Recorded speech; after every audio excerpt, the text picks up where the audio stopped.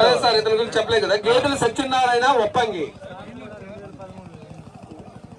గారమండలం కాలే ఒప్పంగి, గారమండలం, శ్రీకాకుళం మండలం ఒప్పంగి గేదెల సత్యనారాయణ.